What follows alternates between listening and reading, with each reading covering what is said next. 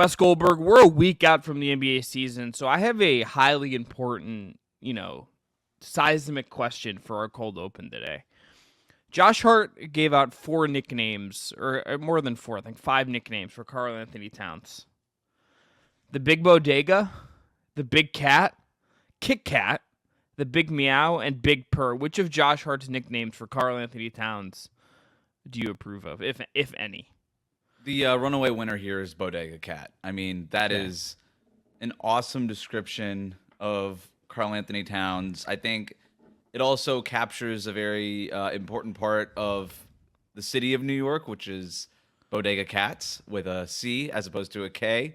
And so getting Cat in the Big Apple and just leaning all the way into something that is very unique to, I think, the city of New York. It just jives perfectly with the nickname he already arrived with. So it feels like it should have been. It feels like something that was meant to be. The one I just can't do is the Big Purr. I'm just out on Big Purr. I don't get that one. Is that just because he's a cat and we call the big Cat's Big Purr? Apple is New York? Okay.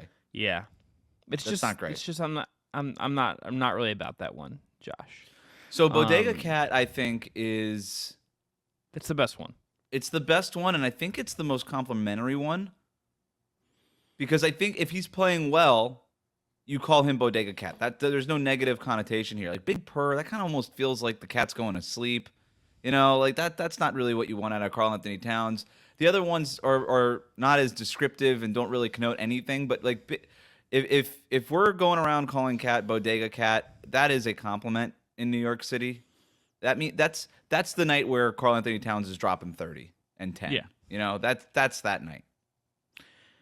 Yeah, a lot going. Honestly, NBA preseason pretty uneventful, except for some injured guys missing here and there. We're going to get to talk about the Paul George knee injury right after we wrap this, but didn't have Josh Hart nicknamed for Cat and a Dante DiVincenzo, Rick Brunson dust up really headlining NBA preseason this year. But it's a New York Knicks world, apparently, that we live in now. But on today's show, we're going to run through some NBA news. We've got 4 topics. We've got the Sixers and their plan to give their roster some real maintenance this year. Got De'Aaron Fox extension news and Lonzo Ball's return, plus some comments from Mark Cuban. That's all on today's episode of the Just Basketball Show.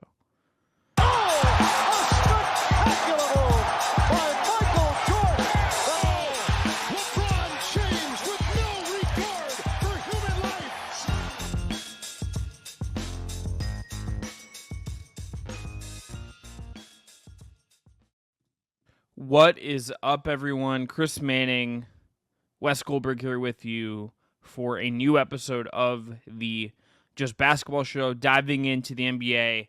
We'll get to some NBA as well once those finals get towards their end. Perhaps I'll do a game reaction just on the YouTube as well for Game 3. But a lot of NBA stuff coming. NBA season kicks off in a week. Make sure to follow, rate, review us on your podcast app platform of choice. Hit subscribe on the Just Basketball Fans YouTube channel, and check us out on TikTok, Instagram, and X.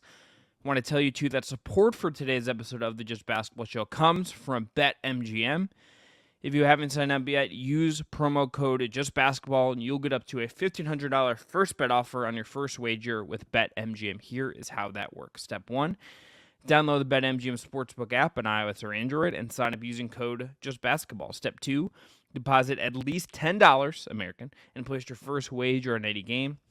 Step 3, you receive up to $1,500 back in bonus bets if that bet loses. Just make sure to use bonus code JustBasketball when you sign up. Gambling problem? Call 1-800-GAMBLER. Must be 21 or older to wager. And terms and conditions apply. Wes, Paul George is, I think, where we have to start with this overall Philly story. But before we dive in, how are you, my friend? How are you a week out from the NBA season starting? I'm excited, man. I've some of this preseason hoops has gotten me pretty excited for the regular season. And, yeah, man, I'm feeling good about it. We got player rankings coming out. We're fully in it now. We are fully in it. We are also just so deep in like Zach Edey discourse that I'm ready for like real basketball stuff. So no disrespect to Zach Edey, who I'm rooting for, but let's get to the real stuff. Let's get me the the JJ Redick coaching circus, like whatever that's going to be. Who among these East teams are good?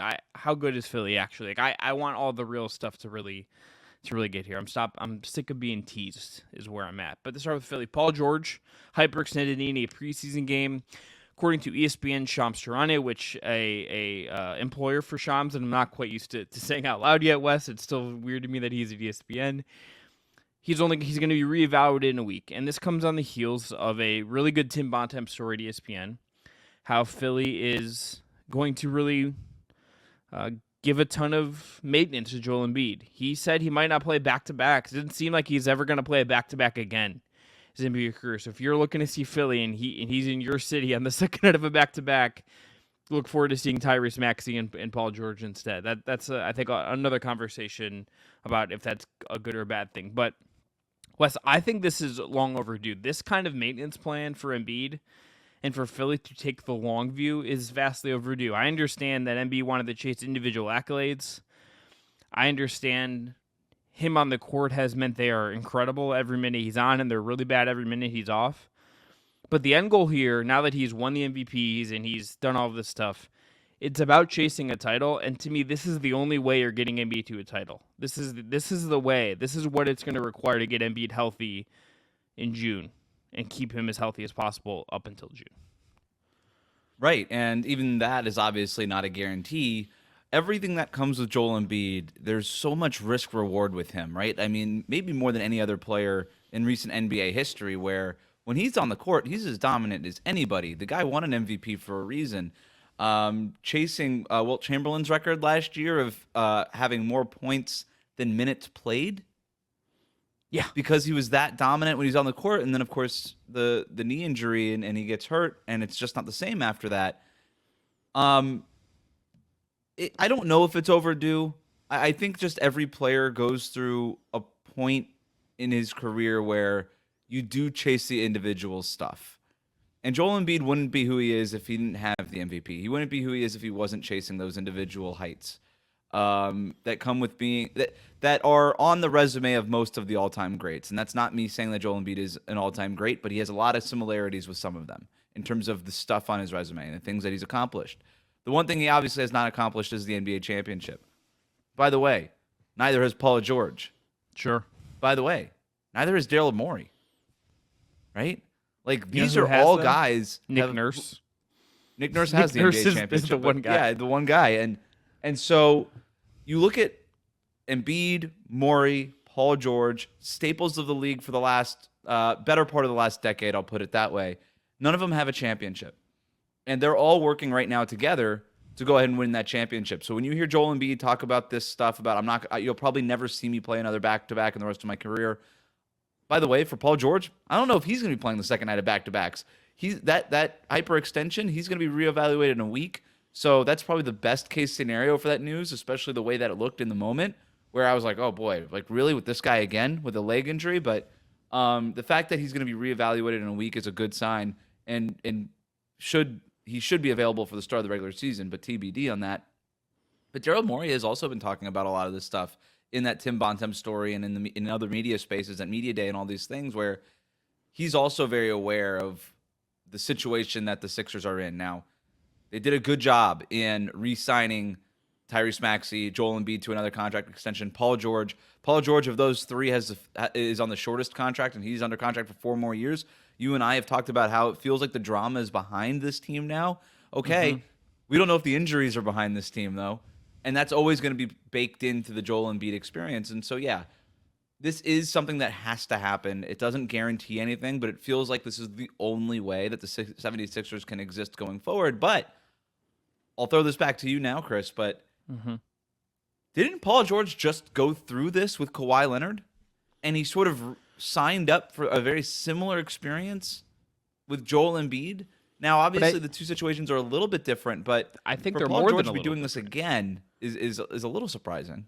I think they're more than a little different, though, Wes. Like, I think Kawhi, everything we've known about him and his injury stuff and how it's been reported out and just what we know about him as a personality, he is, like, incredibly stubborn and almost not in a way that's like, I want to get someone back on the court. It's like he's, like, stubbornly private. He's suddenly aloof from the rest of his team. right? Like Mm-hmm. that is one of the things with him. Whereas with Embiid, I feel like everyone's kind of knows what's up with Embiid. Like it's not really like a hidden thing when he gets And hurt with and Embiid's whatnot. injuries, it's a lot more bad luck with his stuff Yes. versus Kawhi, where it just feels like this is more of a chronic issue with everything that's going on there. And he's obviously out now with the inflation in the net knee, and that, according to some reports, is the thing that kind of sent him packing from Team USA and all that stuff. So I do agree with you there. And for Joel Embiid, there's just it feels like that's out there for him, whereas with Kawhi, like, in terms of reaching the pinnacle and winning a championship, it feels like that's still out there for him to go grab and go get it if this maintenance program works out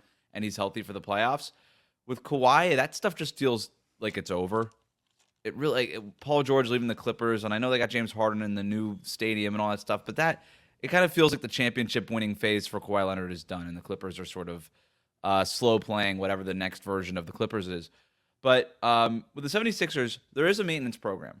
And I think this is the other part of the conversation is, we need the maintenance program. We need Joel Embiid to be healthy for the playoffs and all those things. And I think it was Daryl Morey in that Tim Bontemps piece that said like 45, 55, 65 wins, that much doesn't matter as much as making sure we're healthy for the playoffs. And while I don't necessarily disagree with that on its face, you do have to win some games here in the regular season. And what seed you are in the Eastern Conference is going to be really important, especially when we kind of get into the matchups of all this stuff. So you can't really just say the regular season doesn't matter and we're just trying to be healthy for the playoffs. You got to make the playoffs. And I think you want to be one of the, like, getting that number 2 seed could be great to avoid Boston until potentially the Eastern Conference Finals. Even getting a 3 seed means you get home court. Getting a 4 seed would be nice because you're at least getting home court there too, but I don't know that you can drop that much lower than that and have a realistic chance to come out of the Eastern Conference. Yeah, and Morey also in that story told ESPN that he thinks this Boston team is the best team that the league has seen since the Durant-Curry Warriors, which I haven't thought enough about that to know where I fall on that. But at the very least, they're like the worst, or like second or third, right? Like that's the kind of, like, this is an elite team that has elite numbers and has all these advantages, and like they're gonna be really hard to beat. Like they're in in a world where we've had 6 champions in 6 years. That feels like a pretty reasonable team to think that they could be the ones that buck that trend to some degree. Overwhelming championship favorites in Las Vegas. 88% of general managers pick them to repeat as champions. There's really no reason why the Celtics, if the Celtics don't win the championship, it'll be injuries or getting in their own way potentially. But I don't know that you can look on paper and say that there's another team that's more overpowering than them, at least not right now. Yeah, and I think Philly could get there, and I think part of the reason I like this plan so much is, Wes, like you said something really smart, which is that a lot of Embiid's injuries are random. He obviously he missed 2 years to start his career with something that could be chronic, or you could look at it as a little more worrisome. I think obviously was and could still be viewed as worrisome. He's had the knee issues and stuff, but like the facial fractures where he got hit in the face inadvertently, and some of these things that have just caused him to miss time, those are a little bit random, and you can never control those. Like Darius Garland, for instance, got hit first game of the year last year, had a broken bone in his face. His season went off the rails from there. This stuff does just happen in the NBA. Injuries are random; they are uncontrollable. But this is as close as Daryl Morey, who is the ultimate control and system and process numbers guy that as we have as a team builder in the league. This is the closest he can get to controlling Embiid's risk and controlling the opportunities for Embiid to get whacked in the face and have a eye injury or a facial fracture again, or something that, even like someone steps on his ankle and he has an ankle sprain. This is as close as Daryl Morey can get to controlling something he cannot control. And if Embiid plays 50 games and is healthy and they're the 2 seed or the 3 seed or something like that, that is like worth the entire missing and maybe not getting the 1 seed, or Embiid getting another award or being eligible for anything. Like, that is the whole point of this, is controlling as much as you can something that is by its definition uncontrollable. Yeah, right. And it doesn't mean that the bad luck can't happen again. If Joel Embiid isn't playing on the second nights of back-to-back, he could get hurt on the first night of that back-to-back, right? Like, bad luck happens whenever bad luck's going to happen. But in reducing just the amount of time he's on the court, the games that he's played, and by the way, credit to Joel Embiid also, this isn't just talking the talk, right? This isn't what I like to call, I don't put Joel Embiid in team offseason revelations with Zion and Ben Simmons. Like, he's actually walking the walk here. he lost 30 pounds. He's planning on doing more. All those things, and I do believe the comments where he says like, "Look, I'm gonna sit out these second nights of back to back," and he wants to accomplish the thing that he hasn't accomplished yet, which is that championship. So I give credit to Joel Embiid so far, but I think it is going to be. They just need to figure out how to balance that maintenance program with winning enough games to make it so that in the playoffs, obviously being healthy is the number one thing, but you also want to give yourself the easiest possible path in the playoffs as well. And a lot of that comes down to seeding.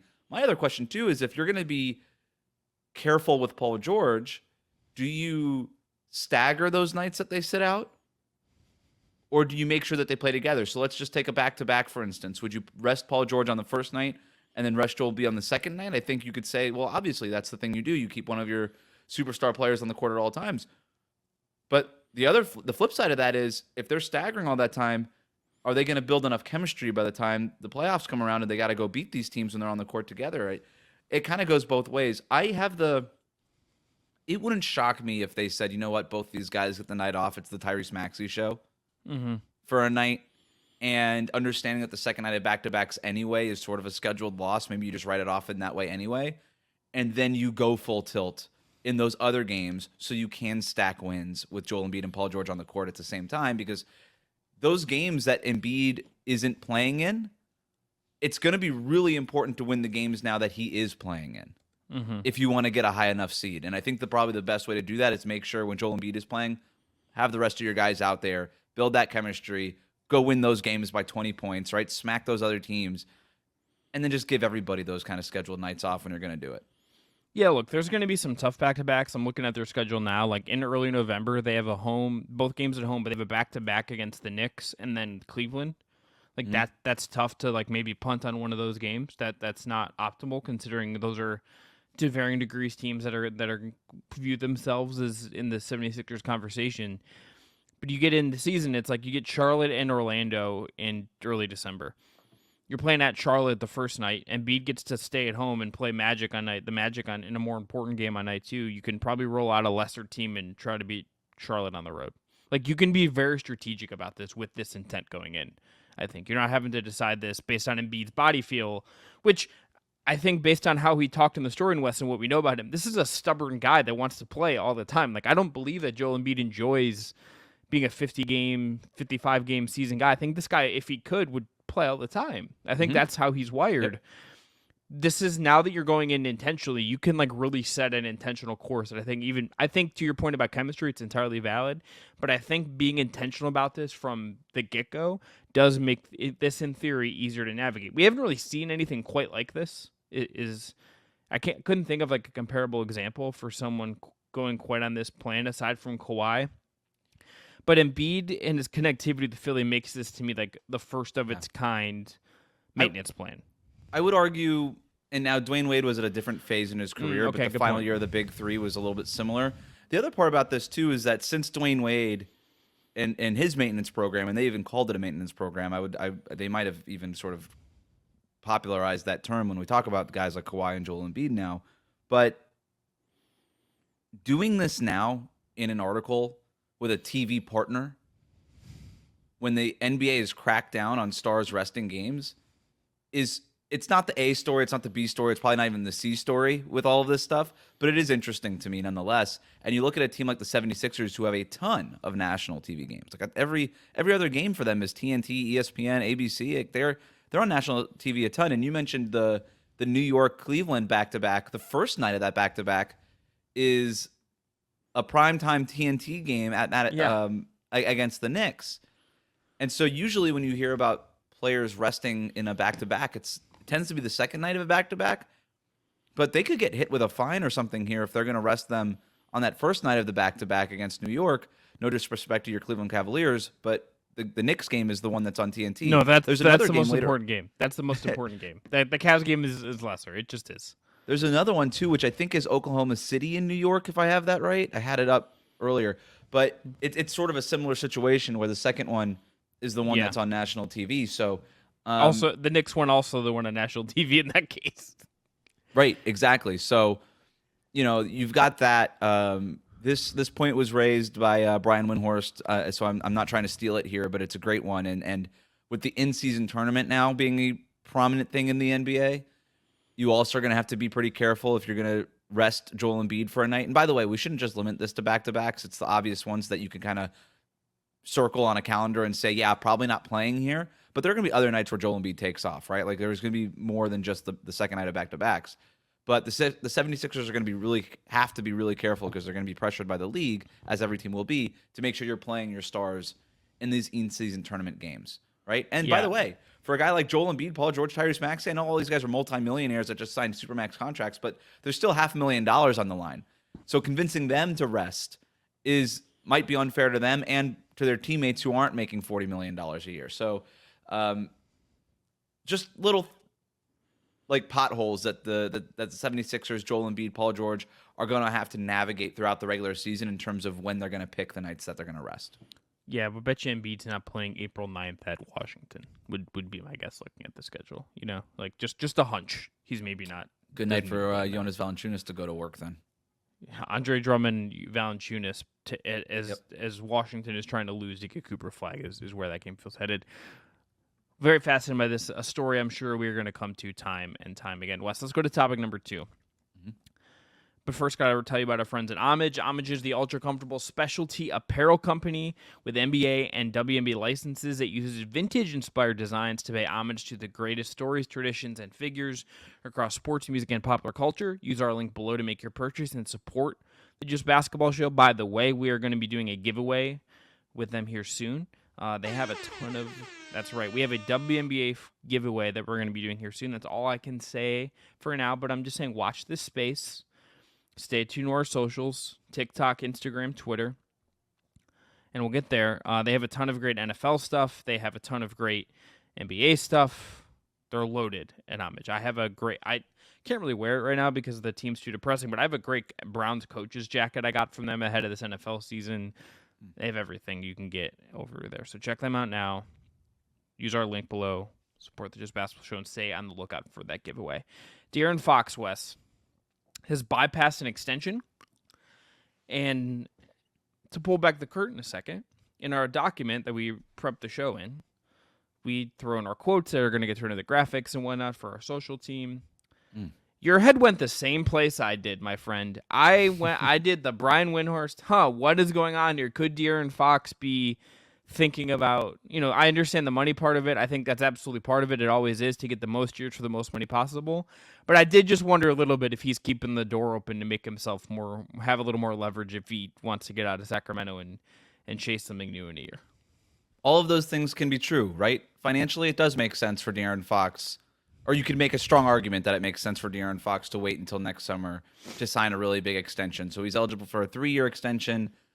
This year, it could become 4 years next year, and if he makes an All-NBA team, he can get that 5-year Supermax. So, that's it. Their more lucrative option potentially is next summer. Now, you could argue maybe he should take it this summer. You see players do this where they prefer the security, just get this thing handled, figure out the next extension 2 years from now. But he's bypassing the extension.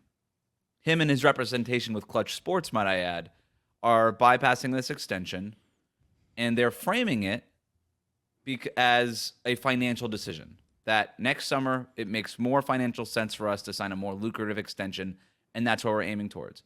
And I don't think that that's untrue, but make no mistake, whatever the reason is for Fox passing up on an extension, the rest of the NBA is watching that situation very closely, because this is just how it works. We saw this with Giannis before he signed his next big extension in 2023. People were wondering, is this guy going to look around in Milwaukee and say it's time to get out of here and try to win somewhere else?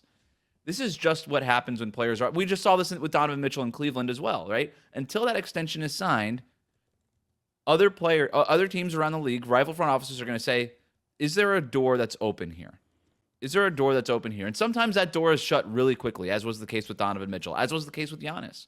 But other times that extension isn't signed, and that player, by keeping his options open, maybe again, De'Aaron Fox's head really is primarily thinking about, I want the most money possible. I'm not signing the extension this year, right? But in doing that, he does keep that other road open of, if the Sacramento Kings just sort of tap out, right, And you can make the argument that they've already hit their ceiling. I think the story of Light the Beam and all this stuff has been really fun. Finding a path for them to compete with Oklahoma City, Minnesota, Dallas, Denver at the top of the West, it's kind of hard to find that, right? Like, I think the DeMar DeRozan fit is really intriguing. I love the two-man game between Sabonis and Fox. I'm a Keegan Murray guy. Like, there's a lot. I'm a Mike Brown guy. Like, there's a lot of things to like in Sacramento, but it's hard to kind of see the path of them reaching the top of the Western Conference. And if De'Aaron Fox comes to that conclusion between now and this time next year and says, you know what?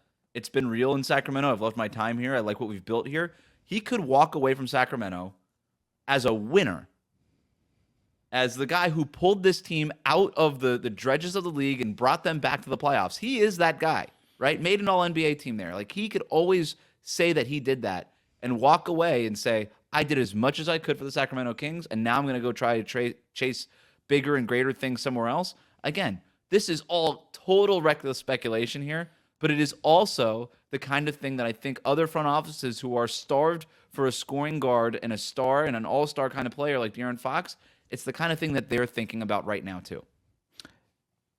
To be clear, I want to just say I'm rooting for De'Aaron Fox to be like a Kings lifer and win there. That would be the most fun outcome. And I think odds are that's kind of what would happen here. You're not rooting for that? I like. I don't know if it's the most teams. fun outcome. You forecasting him on the Miami Heat West? Is that what we're doing? There might be one outcome a little bit more fun than De'Aaron Fox playing the rest of his days in Sacramento. I mean, the two teams that immediately came to mind for me, I just will say, are the Miami Heat and the Los Angeles Lakers. Like, those are the two that I was immediately just like, those would both be absolutely like nut punches to Kings fans. I would imagine. Like, I think those. Yeah, the Lakers more so than the Heat, but either way, yeah. Yeah, either one is like just absolutely rough. To put some actual numbers on this, 4 years, $229 million. Next summer is what he can get. He was eligible to have 3 years and 165. So just from like raw number standpoint, you wait. Your agent's job is to tell you not to take that money right there or take any kind of discount. The Jalen Brunson extension, I wonder if other fans... I haven't like gone on like a Kings Reddit deep dive or anything, or Kings like Twitter like deep dive West, but I do wonder if like other people saw other fan bases saw the Knicks get Jalen Brunson at that discount and wonder like, would our guy now do that too? And that's just not going to happen very often. Like, one out of every you can't 50, count on that. And no, the thing like with, one out of every 100 contracts is ever going to be. You mentioned the money there. Discount. Can I ask you a question?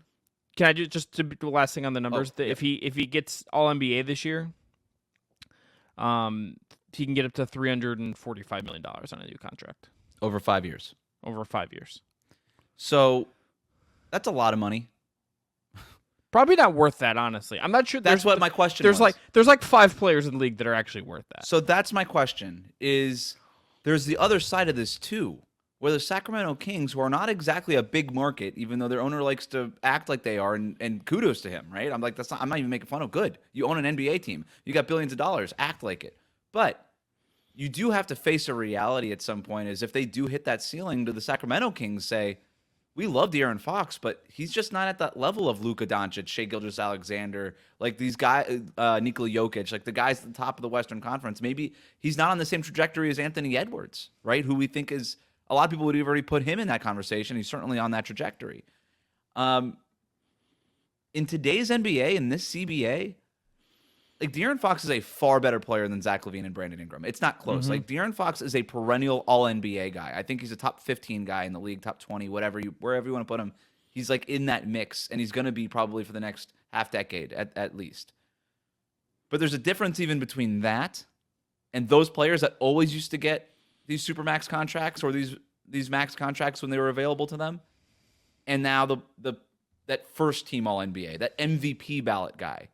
And I don't think De'Aaron Fox is there, and I don't think a lot of people expect him to get there at this point.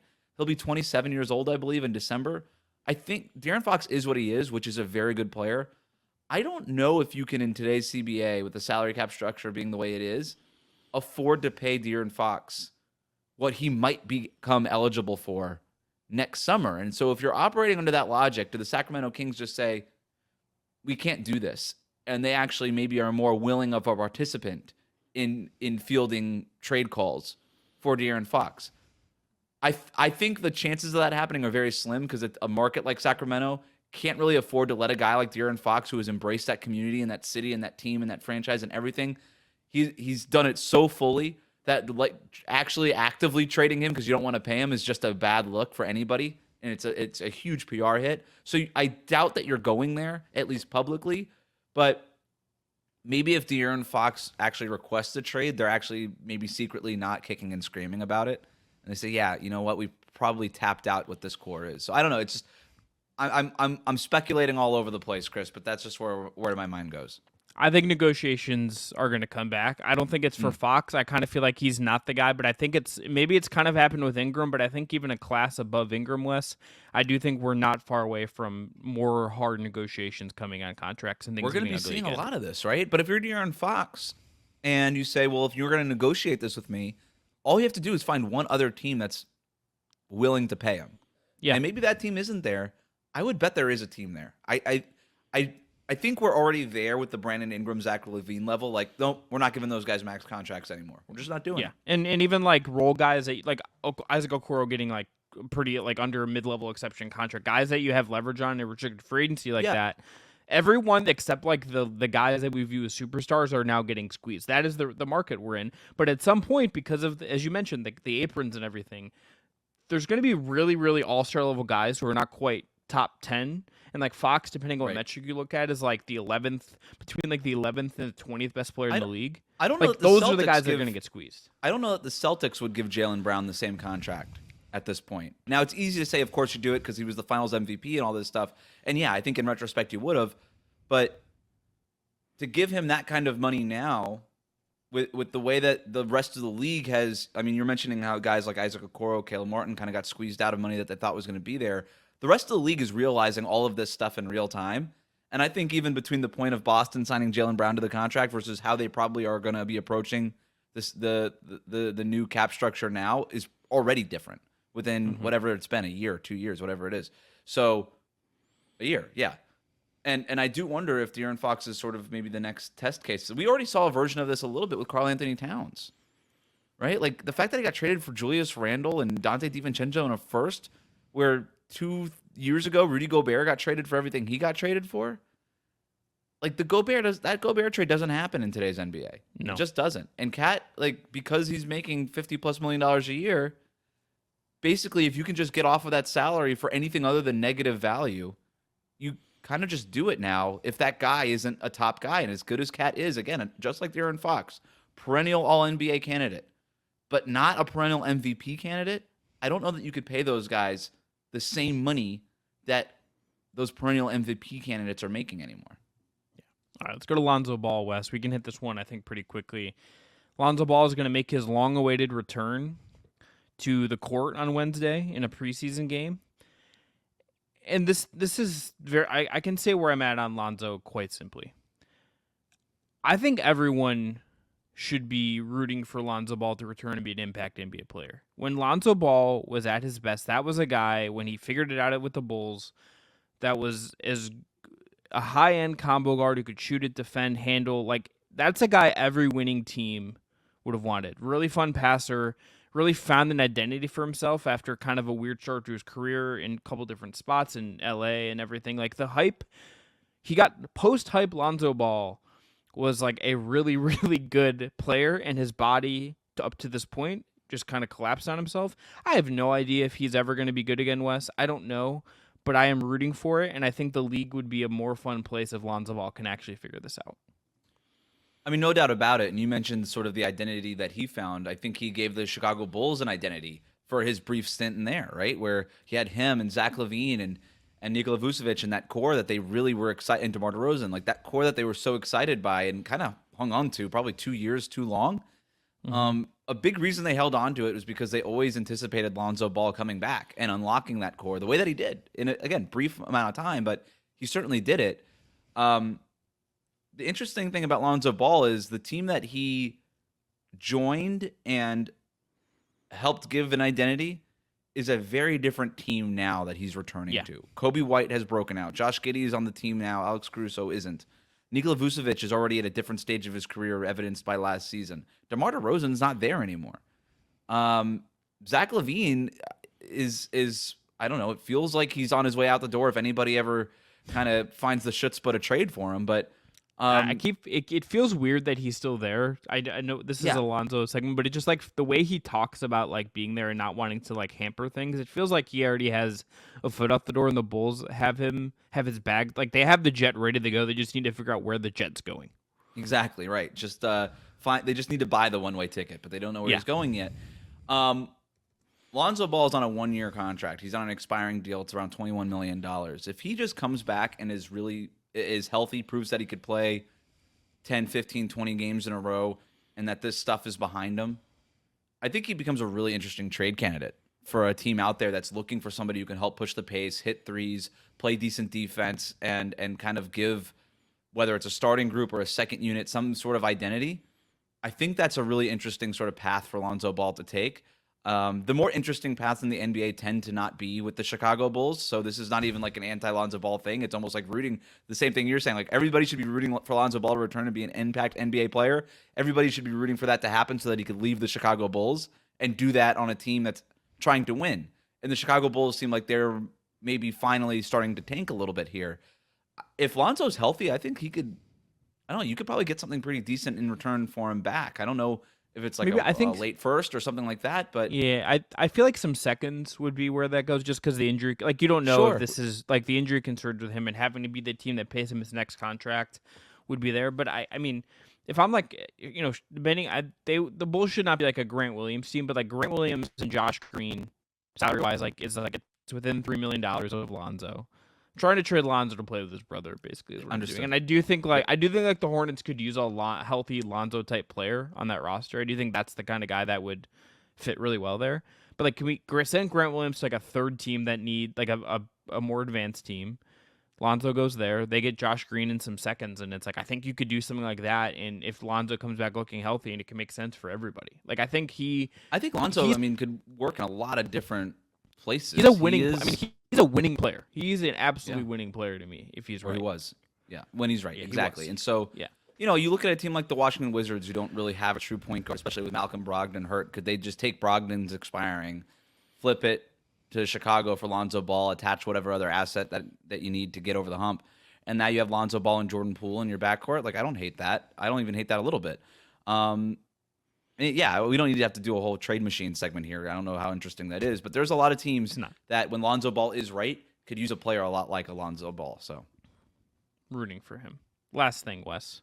Mark Cuban said on ESPN television that the NBA is the best it's ever been competitively. I think he's right. Like I think full heart, it feels like he's right. I think the data would suggest he's right.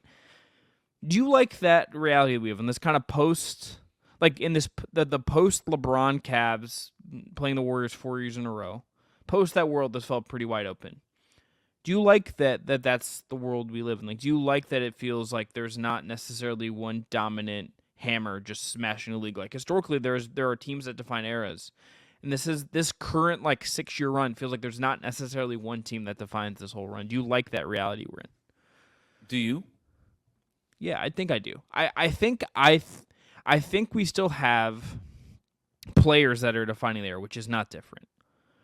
I also just think this is what happens when the talent pool gets to the level it's at and where we're at. I think it makes it more interesting on a night-to-night basis. I think it means more teams have hope.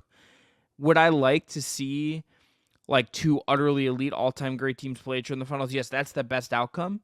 But it's just hard to sustain that at a certain point, and I do think that will come back around. Like that will reveal itself. That's how this works. I think we have two teams in the league right now, Wes, that have a chance to put themselves there, and that's the Celtics and that's the Thunder, are like on these paths where they could build these really sustainable, great teams in different ways. It's still gonna happen. It just isn't there right now, but I think it'll come back in some way. But I do kind of like that it feels like more teams have hope and are going for it. Like there are just less shitty teams in the league, and as someone who's just watching a ton of basketball, that makes it easier on a night-to-night basis. Just find 2-3 games that you're excited to watch instead of it being like, I want to skip over some of this stuff. I think those two things are similar but slightly different too. I think there's no doubt the depth of talent in the NBA has never been greater. I don't think that's even debatable. I think we have more talent in the NBA now than we ever have, and a large part of that is because of the international influence on the game, right? Like the talent pool has gone from one country to the whole world. So of course, of course you would get more talent into the NBA now. You look at like ESPN's rankings lately, like Herb Jones, 97, Jalen Suggs, like 94, 95, something in that range. Like those guys are awesome players. Like 10 years ago, they would have been in the top 50 probably. So yeah, no question about that. In terms of the parity part of it, I think that's a separate conversation. Yeah, sure. They are related, obviously, but I don't know that I love it. I don't know that I love it. And I think Adam Silver has obviously been very open about wanting this, right? He wants the parity. And I think you look at why he wants the parity. I think it does help engage other fan bases. And when you engage other fan bases, it's better for the league. And I get all of that. Adam Silver has also been very open about the fact that he loves like sort of European soccer models. And he wishes that the NBA was more competitive with the NFL. Like he's been very open about these things. But the one thing that like international or European soccer and the NFL had, they still had dynasties that were different than the Warriors thing. Like the Warriors thing got boring. I'm not arguing for that. Like by the third, fourth year, I'm like, nobody wanted to see Kevin Durant on the Warriors. Nobody wanted that. And that, by the way, that is the moment that broke everything. If Kevin Durant doesn't join the Warriors, I don't think we ever get to the point where Adam Silver is asking for parity. That's just my speculation. No reporting on that. But the thing that European soccer had, though, was Messi, Ronaldo. Like, they weren't winning every year, 4 years in a row, but they were always in the mix, and they were winning a lot of times within, like, a 5-10 year span. I think you look at Tom Brady in the NFL very similarly, right? Like, there was 10 years where Tom Brady didn't win a Super Bowl, but the Patriots were still considered a dynasty and the hated team. I don't know that we have that right now in the NBA. I think we're somewhere in between where we were with the Warriors and where we are now. That to me would be the sweet spot, where it's not the same team for 3-4 years in a row, but it's a lot of the same characters kind of always competing, and we're getting like maybe the same Messi, Tom Brady, Ronaldo, LeBron James type figure winning every few years. I think that's what we need, because then we need it, because we don't really have an enemy, I feel like, in the NBA right now, and I think the league is better when there is a team to beat consistently. Well, I would say one thing to the enemy point. I don't think the players right now want to be the bad guy. Like, there's no one that has really like embraced being a heel. That's the best part about being the bad guy. Tom Brady never thought he was the bad guy. Like, did you hear him on the broadcast with the other day? Like, I guess Baker Mayfield went into Tampa and says these guys weren't having fun, and I came in here and injected some fun. And Tom Brady was like, "If you wanted fun, go to Disneyland." Like, he thinks of himself as the knight in shining armor. That's the best part. Yeah. And the thing I think that Silver misses with like the European soccer thing, and I think there is too much NBA at times. I think there's like a real crisis with too many games in European soccer. It's like it's a real issue. The thing that is at the heat of that was there was like these rivalries that the NBA has never quite had in the same way. Like, Messi and Ronaldo was a rivalry in itself, but they also happened to play for Barcelona for Messi and Real Madrid for Ronaldo, which is like the greatest rivalry in all sports. Then you get Champions League, and it's like you get to see him play against all these other great teams. And like in England, if you look at just English soccer, it's like you get the derbies, and you get like Manchester and Arsenal. Like, you get all these like big games that have stakes right away. The NBA doesn't like have that for much of the season, and like there's just like there's like a lack of tension sometimes. Like, I used to be very pro, like, guys just being friends. Like, I do kind of understand it. And I'm just like, we don't need this, like, fake machismo stuff. But, like, I do just think there's a little tension missing sometimes in the NBA. And, like, there's certain guys that I think bring it. Like, I think Luka is, like, on the verge of just, like, getting it. Like, him and Booker is, like, low-key. Mm-hmm. There's some heat there that I quite like. But, like, LeBron doesn't really have heat with anyone anymore, you know? But I don't know that you need that in order to establish, like, that team to beat identity somewhere, or the player to beat, like the ultimate boss battle, right? I think the greatest stretches in NBA history, that the stretches that built the league was Magic and Bird, and there was nothing else like that. But they were competitive with each other, and they were dominant. That was the thing that was so great about Magic and Bird, is they and their teams were dominant. They owned the league. The league went through one of those guys, and then Michael Jordan in the '90s. And then I think the LeBron James era, where he was in the finals every year, 8 straight years. Like, those to me were the greatest stretches that the NBA has had in recent memory. I shouldn't leave out Kobe and Shaq either, but the Tim Duncan teams. Those are always sort of the teams to beat, and I don't know that we have that right now. And that to me is the thing of who's the guy? Who's the ultimate boss battle in the NBA? I don't know that you have that. I think Nikola Jokic is the best player in the world, but even his own team has had a talent drain that they're not even favorites in their own division anymore, you know?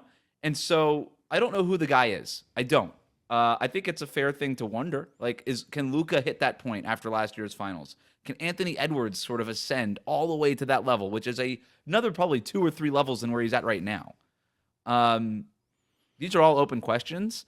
I do agree with you. I think that's going to answer itself. I think that player or that team will eventually emerge, but it's really hard now with the way that the salary cap is structured to hit that level and stay there. Like, I don't know that you're going to get a run from a team unless we get that all-time great, and I think we might be missing that right now to the extent of a Jordan or a LeBron. Those guys also aren't moving in the same way. Like LeBron, obviously, like we know, like you know this, we're both kind of like weirdly connected to that in some way. But like the way LeBron went to Miami and him going to Miami is just like, it's in professional wrestling, like dalliance, it's a heel move. Durant going to the Warriors was like a heel move. Like there's these moves that are unpopular, but you're chasing greatness, you're chasing winning, that you can make a real case for, that they make sense. There's not anything quite like that happening right now. It doesn't. Not with the success, right? Like Kevin Durant is doing it and can't figure out a way to win the championship. And everyone's kind of like over Durant doing it, you know. And like Harden, same thing. Everyone's like apathetic, but everyone's apathetic to Harden. You know, it's like everyone's like, eh. But if you got an all-time great to do it, and I don't mean to dismiss Harden or Kevin Durant in that way, but if there is a level between them and LeBron, but like in their prime, Jordan, like a 28-year-old, not a 34-year-old. Fair. I mean, yeah, Kevin Durant did do it and won 2 championships. So, yeah, I don't know. Maybe that's the way you do it now in the new salary cap structure, where you're not going to get a New England Patriots necessarily that just stays at the top of the league the entire time, even though the Patriots did reinvent themselves. It's not an NFL podcast, doesn't matter. Maybe it looks a little bit more like LeBron, where you can kind of keep moving, or the Chiefs, where you just like, you know what? Turns out we don't really need Tyreek Hill because we have Patrick Mahomes. Yeah, but then it circles backwards, like you might, like you might need that. Perhaps, you know, but they won the Super Bowl last year. Yeah, but like true. Again, Mahomes might be the greatest quarterback ever, and so you need. That's sort of what I'm getting at. Is who tried to do it? You know who tried to do it? We were looking for the next Jordan. We were looking for the next Kobe. We were looking for the next LeBron. And I think we're looking for that now. You know who tried to do it, but it didn't work? Is the Bucks. The Bucks doing the Dame trade is a version of trying to reinvent yourself, like the Chiefs did, and yet it just didn't work. So we probably don't care about it. Maybe it works this year. Who knows? Yeah, we'll see. I'm excited for the NBA season. A week away. Later this week, Wes and I are going to be debating who we're going to plant our flag on this year. One team in each conference. We're going to sort through that here on the show, and then next week, season preview, prediction times, all coming up on the Just Basketball Show. The season is about here. Tune in with us. Tap in. Thanks again for listening. Rate, review, and subscribe, please, and thank you. Enjoy the hoops. We'll talk to you later this week.